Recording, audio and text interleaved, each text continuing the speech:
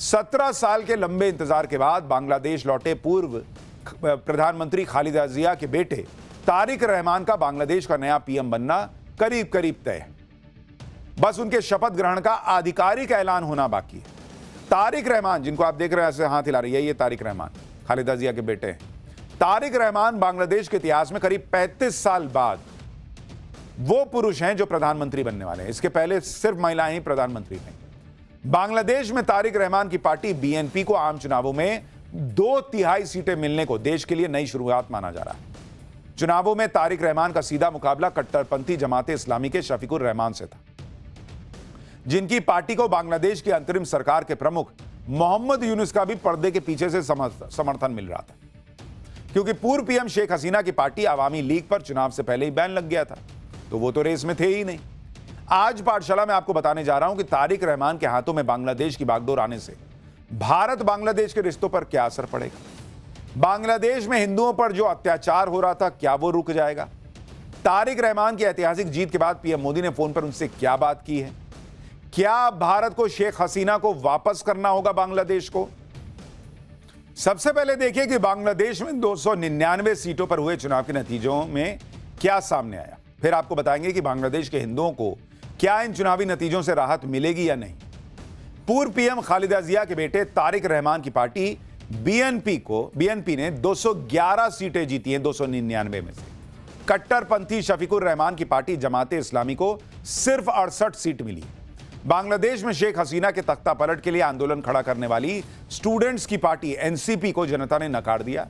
NCP यानी national conventional party को मात्र 6 सीटों पर जीत मिली। माना जा रहा है कि कट्टरपंथ जमात के साथ गठबंधन करने से आंदोलनकारी स्टूडेंट्स की पार्टी को नुकसान हुआ है। 7 सीटों पर छोटी पार्टियों ने और 7 सीटों पर निर्दलीय उम्मीदवारों ने जीत हासिल की। एक्सपर्ट्स के मुताबिक बांग्लादेश चुनाव में बीएनपी की ऐतिहासिक जीत की 3 प्रमुख वजहें मानी जा रही। पहली वजह, पूर्व पीएम शेख हसीना की पार्टी अवामी लीग के वोटर, और उसमें भी खास तौर पर हिंदू वोटर, बीएनपी की तरफ शिफ्ट हो गए, क्योंकि वो कट्टरपंथियों से जो है वो छुटकारा चाहते थे। दूसरी वजह, मोहम्मद यूनुस के खुले समर्थन के बाद भी कट्टरपंथी जमात का पुराना इतिहास उनकी जीत के आड़े आ गया। बांग्लादेश के लोग इस बात को नहीं भूल पाए कि बांग्लादेश के मुक्ति संग्राम को जमात ने विरोध किया था। तीसरी वजह, शेख हसीना सरकार का तख्ता पलट करने में अहम भूमिका निभाने वाली स्टूडेंट्स की एनसीपी यानी नेशनल सिटीजन पार्टी को आपसी टूट और जमात से गठबंधन करना भारी पड़ा। लोगों ने उन्हें पूरी तरह खारिज कर दिया। बांग्लादेश के चुनाव में वहां के हिंदुओं ने बीएनपी पर इसलिए भी भरोसा किया क्योंकि भाई शेख हसीना की पार्टी अवामी लीग चुनाव लड़ तो रही थी नहीं, उस पर तो बैन लगा दिया गया था। अब विकल्प में बचता था बीएनपी, उसके अलावा था जमाते इस्लामी। भाई जमाते इस्लामी के साथ जाना मतलब नरसंहार झेलना था, क्योंकि उसका इतिहास ही है 1971 से हिंदुओं के नरसंहार में शामिल होने का। ऐसे में बांग्लादेश के हिंदुओं को बीएनपी की सरकार आने पर उन पर हो रहे अत्याचारों पर लगाम लगने की उम्मीद नजर आई। और इसकी वजह क्या है? देखिए, 17 साल बाद जब चुनाव से पहले तारिक रहमान लंदन से बांग्लादेश लौटे तो उन्होंने अपने पहले ही भाषण में कहा था कि बांग्लादेश मुसलमान, हिंदुओं, बौद्धों, ईसाइयों और सभी धर्मों के मानने वालों का है और वो सभी के लिए एक सुरक्षित बांग्लादेश चाहते हैं।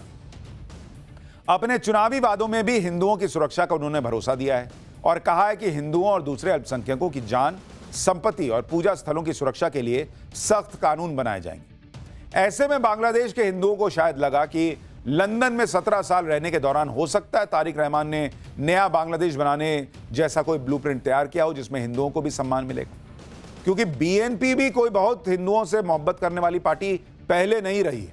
अब बदल गई हो, हालात बदल गए इसलिए बदल जाए, कह नहीं सकते। आप देखिए कि शेख हसीना की पार्टी अवामी लीग के हिंदू वोट किस तरह से बीएनपी की तरफ शिफ्ट हुए। बीएनपी को अवामी लीग के गढ़ माने जाने वाले हिंदू बहुल गोपालगंज के अलावा खुलना, सिलहट, चटगांव, ठाकुरगंज में बंपर जीत मिली। गोपालगंज जिले में जहां करीब 22% हिंदू आबादी है, यहां की तीनों सीटों पर बीएनपी को जीत मिली। पूर्व पीएम शेख हसीना की हिंदू वोटों पर पकड़ इतनी मजबूत रही कि वो खुद भी गोपालगंज सीट से ही चुनाव लड़ती थी। वो गोपालगंज भी बीएनपी जीत गई, यानी शेख हसीना का सारा हिंदू वोट जो है वो बीएनपी की तरफ चला गया। बांग्लादेश में बीएनपी जीत तो गई, भर भर के हिंदुओं के वोट भी मिल गए, लेकिन हिंदुओं के पास विकल्प भी नहीं था। एक तरफ घनघोर कट्टरपंथी थे तो दूसरी तरफ बीएनपी जैसे कम कट्टरपंथी। यानी बांग्लादेश के हिंदुओं को बहुत खराब और कम खराब में से किसी एक को चुनना, यानी ज्यादा खराब और कम खराब के बीच में से उन्होंने बीएनपी को चुना, जो कम खराब नजर आती है जैसे ही आप कट्टरपंथियों को देखते हैं।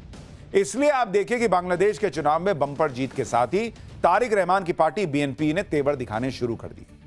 बीएनपी ने कहा कि भारत के सामने शेख हसीना का मुद्दा उठाया जाएगा। बीएनपी भारत से शेख हसीना के प्रत्यर्पण की मांग करेगी। बीएनपी सरकार की तरफ से आधिकारिक तौर पर अपील की जाएगी, ट्रायल का सामना करने के लिए शेख हसीना को वापस भेजा जाए। हालांकि बीएनपी के नेता ने यह भी कहा कि दोनों देशों के विदेश मंत्रालय नियमों के हिसाब से इस पर काम करेंगे। यानी बीएनपी ने अब भी इस मुद्दे पर बातचीत करने की गुंजाइश छोड़ी है। ऐसा इसलिए हो रहा है क्योंकि तारिक रहमान और बीएनपी भी जानते हैं कि नरेंद्र मोदी जब से प्रधानमंत्री बने, उन्होंने हमेशा नेबरहुड फर्स्ट पॉलिसी पर जोर दिया है। और आज भी बांग्लादेश के चुनावी नतीजे आते ही पीएम मोदी ने पहले चुनाव में जीत के तुरंत बाद तारिक रहमान को बधाई दी और फिर नतीजे आने के कुछ घंटों बाद उनसे फोन पर बात भी की। दोनों देशों के रिश्ते पटरी पर लाने की पहल खुद पीएम मोदी ने की। तारिक रहमान से फोन पर हुई बात की जानकारी पीएम मोदी ने खुद ट्वीट करके दी और लिखा कि तारिक रहमान से बात करके खुशी हुई, उन्हें बांग्लादेश चुनाव में शानदार जीत के लिए बधाई दी, बांग्लादेश के लोगों की उम्मीदों को पूरा करने की उनकी कोशिशों के लिए अपनी शुभकामनाएं और समर्थन दिया। दो करीबी पड़ोसियों के तौर पर जिनके ऐतिहासिक और सांस्कृतिक रिश्ते बहुत गहरे हैं, मैंने दोनों देशों के लोगों की शांति, तरक्की और खुशहाली के लिए भारत के कमिटमेंट को फिर से दोहराया। यानी पीएम मोदी ने क्लियर मैसेज दिया है तारिक रहमान को कि भाई भारत तुम्हारे साथ बेहतर रिश्ते बनाने को तैयार है, बशर्ते कि तुम हिसाब से चलो, हिंदुओं पे अत्याचार ना करो, पाकिस्तान की गोद में ना जाके बैठ जाओ, चीन की गोद में ना जाके बैठ जाओ। तारिक रहमान की पार्टी बीएनपी ने भी बधाई के लिए पीएम मोदी का आभार जताने में देर नहीं लगाई। मोदी की बधाई का स्वागत किया और दोनों देशों के बीच मैत्रीपूर्ण संबंधों पर जोर दिया और दो पड़ोसी देशों के बीच रिश्ते मजबूत होने की उम्मीद जताई। बीएनपी भारत से रिश्ते सुधारने को अहमियत दे रही क्योंकि बांग्लादेश और भारत की करीबी से साउथ एशिया का पावर बैलेंस बदल सकता है। आप देखिए कि बांग्लादेश में बीएनपी की जीत का भारत पर क्या असर होगा। सबसे बड़ा मुद्दा तो शेख हसीना का है, जो तख्ता पलट के बाद भारत में रह रही है, जिसके बारे में बात करने का इशारा बीएनपी ने ऑलरेडी दे दिया। बांग्लादेश में अब चुनी हुई सरकार है तो भारत पर शेख हसीना को वापस भेजने का दबाव भी बढ़ेगा।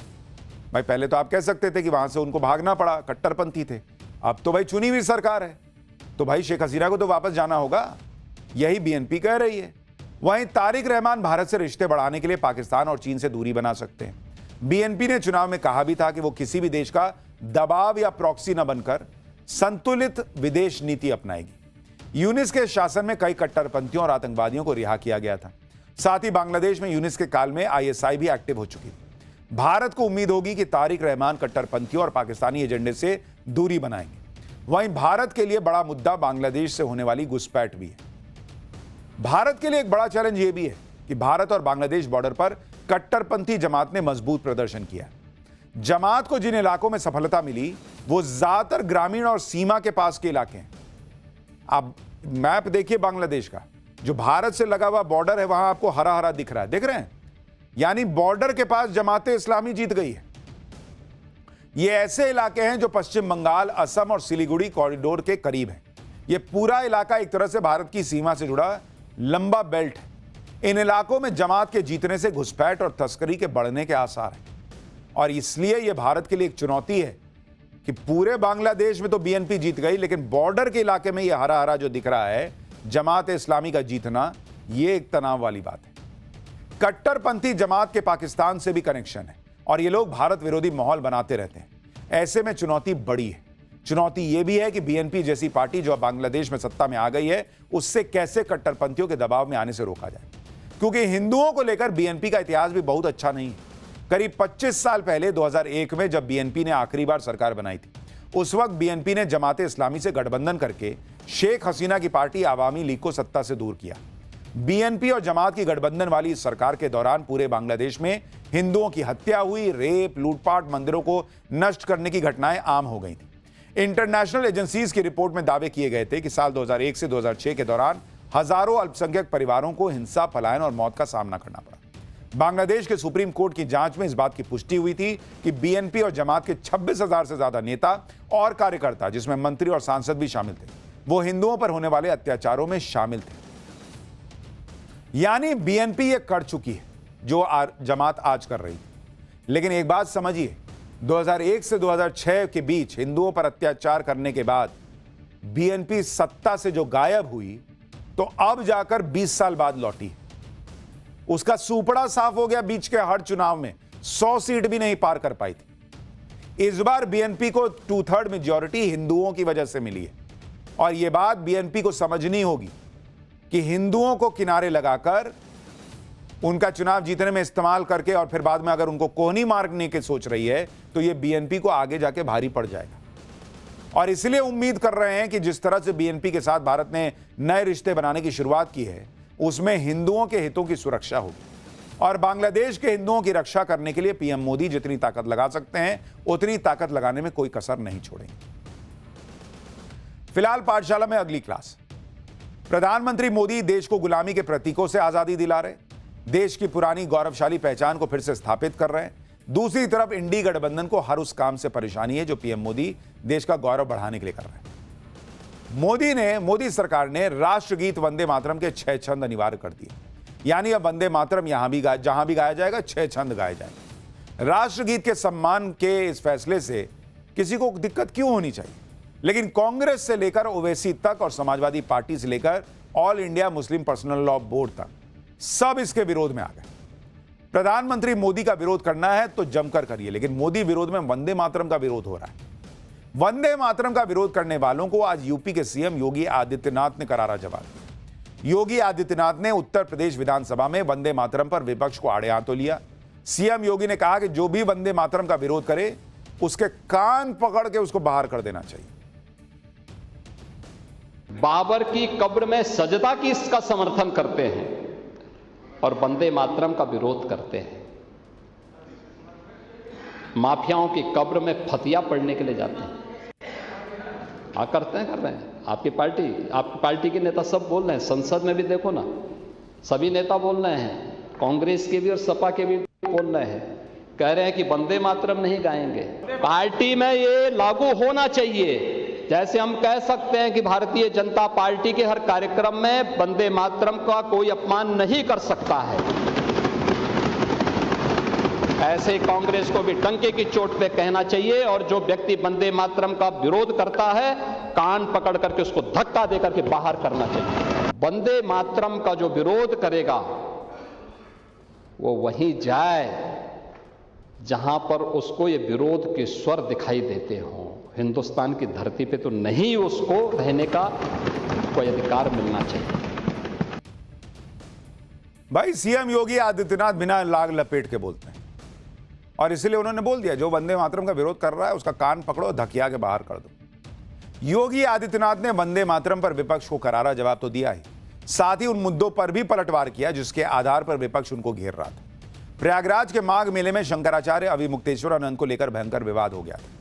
अविमुक्तेश्वरानंद माघ मेले में स्नान के लिए अपनी पालकी पर सवार होकर जा रहे थे। प्रशासन ने कहा कि भाई उतर के चले जाइए, कुछ गड़बड़ ना हो जाए, धक्का मुक्की ना हो जाए। इसी पर अविमुक्तेश्वरानंद के समर्थकों और पुलिस के बीच झड़प होने की भी बात हुई। अविमुक्तेश्वरानंद विवाद पर विपक्ष ने सीएम योगी पर निशाना साधा। अखिलेश यादव ने कहा था कि योगी सरकार साधु संतों के साथ अत्याचार कर रही है। कांग्रेस ने शंकराचार्य विवाद पर बीजेपी को घेरा था। इस पूरे विवाद के दौरान सीएम योगी ने कई बार विपक्ष पर पलटवार किया और आज विधानसभा के अंदर सीएम योगी ने एक बार फिर इस विवाद पर खुलकर अपनी बात कही। सीएम योगी ने कहा कि जो भी मर्यादित व्यक्ति होगा वो इस तरह के विवाद उत्पन्न ही नहीं करेगा। 4.5 करोड़ श्रद्धालु जहां पर आए हों वहां पर जो एग्जिट गेट है जहां से श्रद्धालु बाहर निकल रहा है स्नान करके,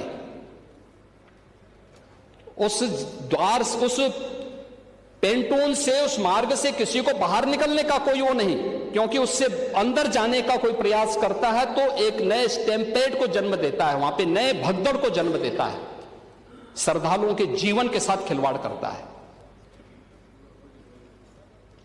एक जिम्मेदार और मर्यादित व्यक्ति कभी इस प्रकार का आचरण नहीं कर सकता है। यानी योगी आदित्यनाथ ने साफ कहा कि वहां भगदड़ मच सकती थी, श्रद्धालुओं की जान जा सकती थी और इसलिए उनको अविमुक्तेश्वरानंद को रोका गया। For more of such videos, do like, share and subscribe to ET Now Swadesh.